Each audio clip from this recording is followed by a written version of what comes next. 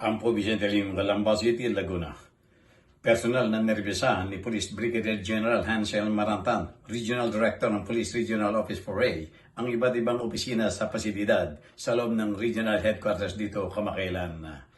Layunin ng biglang pag-ikot ng General na masiguro ang maigpit na pagsunod ng mga tauhan sa mga alituntunin sa pagtupad ng at pagtitipid ng enerhiya, kalinisan, kaayusan at papanatiling alerto habang nasa tungkulin.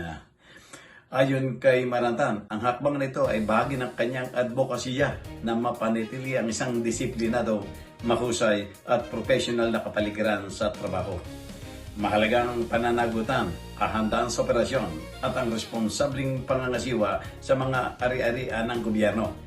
Ani Marantan habang binibigyan din ng kahalaga ng bawat duty status ng mga pulis.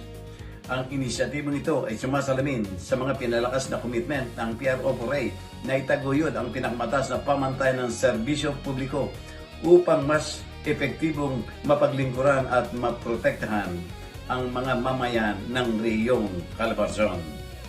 Para sa journalnews.com.ph, Georgia Cesar Masumbol, People's Tonight.